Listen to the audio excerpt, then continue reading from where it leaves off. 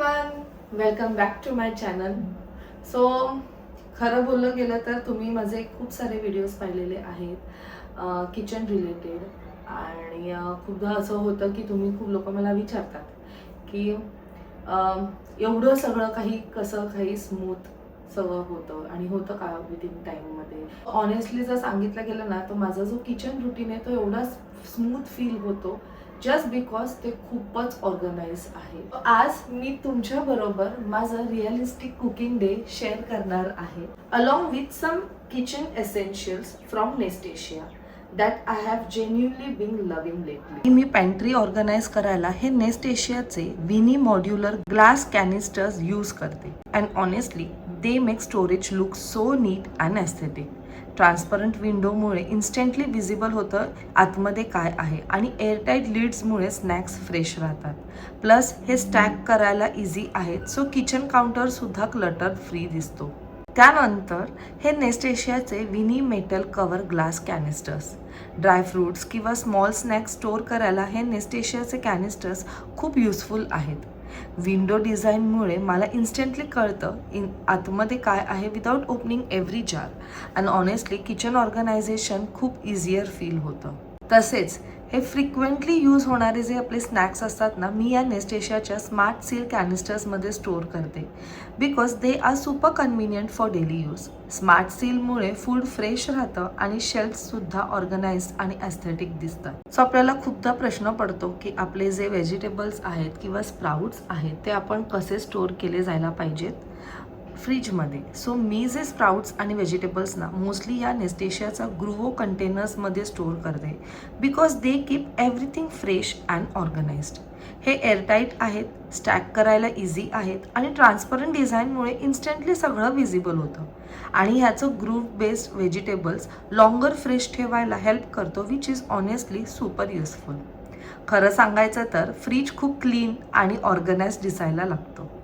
So आज ब्रेकफास्टसाठी मी बनवणार आहे नायसाचं फेवरेट आलू चीज टोस्ट. सो मी युजली फ्रेश व्हेजिटेबल्स कट करते वाईल कुकिंग आणि lately I have been using this stainless steel chopping board from नेस्टेशिया.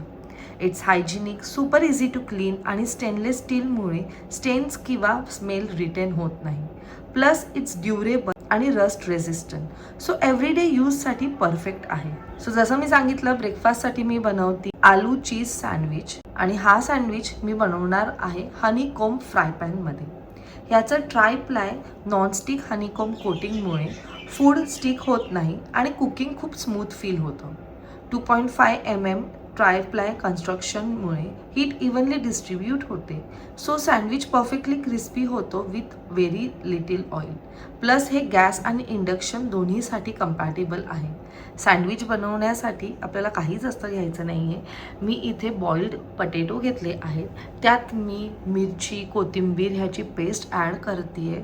त्यानंतर ही जी भाजी आहे ती आपल्याला थोडीशी ह्या फ्राय पॅनवरती कुक करून घ्यायची आहे. त्यानंतर बटाट्याची ही जी भाजी आहे ती ब्रेडवरती स्प्रेड करून घ्यायचं आहे. त्यानंतर चीज स्लाइस ठेवायचं आहे आणि त्याच्यावरती दुसरं ब्रेड ठेवून आपल्याला दोन्ही साईडला मस्त ब्रेड परफेक्टली गोल्डन क्रिस्पी होईपर्यंत टोस्ट करायचं आहे. And see the sandwich is ready.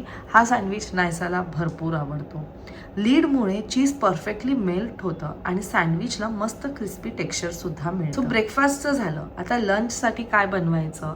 So त्यासाठी मी बनवणार आहे पनीर टिक्का मसाला प्लस जिरा राईस. पण आज मी पनीरसुद्धा घरीच बनवणार आहे आणि त्यासाठी माझ्याकडे आहे नेस्टेशियाचं stainless steel paneer maker mould. So recently मी घरात फ्रेश पनीर बनवायला सुरुवात केलं आहे आणि this paneer maker mould from Nestasia makes the process super easy. ह्याचं built in press excess water remove करतो आणि पनीरला नाईस फर्म टेक्स्चर देतो.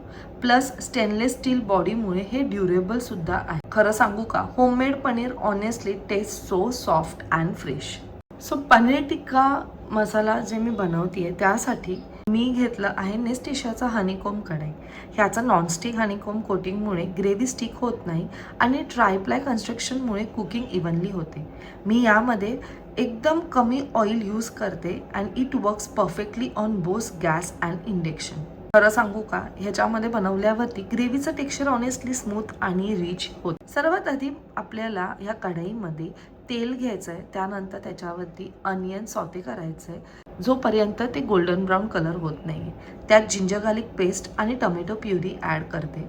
मग turmeric, chilli powder, coriander powder, गरम मसाला, मग थोडंसं पाणी ॲड केलं. मग त्यात कांदा, कॅप्सिकम, मीठ, कसुरी मेथी ते सगळं काही ॲड केलं आणि जे होममेड पनीर होतं ते ॲड करून त्यात मग मी ॲड केलं फ्रेश क्रीम आणि त्याला गार्निश केलं करिएंडर बरोबर.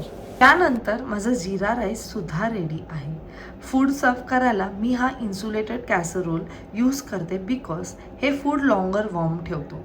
हॅमर्ड फिनिशमुळे डायनिंग टेबलवर खूप एलिगंट दिसतं आणि स्टेनलेस स्टील बॉडीमुळे खूप ड्युरेबल सुद्धा आहे. ऑनेस्टली सर्विंग सेटअप इन्स्टंटली इलेव्हेट होतं. त्यानंतर आता सगळ्यांचं जेवण झालेलं आहे. बट कधी कधी असं होतं की आपलं फूड जे आहे ते राहून जातं आणि मग ह्या टायमाला आपण हे कसं स्टोअर केलं जायला पाहिजे.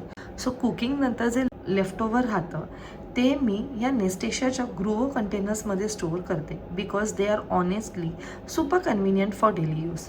फूड फ्रेश राहतं, फ्रीज ऑर्गनाइज राहतो आणि स्टॅकिंगमुळे खूप स्पेससुद्धा सेव्ह होतो. सो खरं सांगू का, असे स्मॉल किचन एसेन्शियल्स एव्हरीडे कुकिंगला खूप सोपं आणि खूप एन्जॉयबल बनवतात. And these are some Nestasia products जे मला जेन्युनली खूप आवडले आहेत. सो तुम्हाला जर इनकेस कोणाला आवडले असतील तर खाली डिस्क्रिप्शनमध्ये मी ह्याचे लिंक दिलेले आहे आणि मला कमेंटमध्ये नक्की सांगा पुढची रेसिपी तुम्हाला कोणती बघायची आहे. सो चला मग भेटूया आपण नेक्स्ट व्लॉगमध्ये. Till then bye, take care and live, laugh and love. Bye.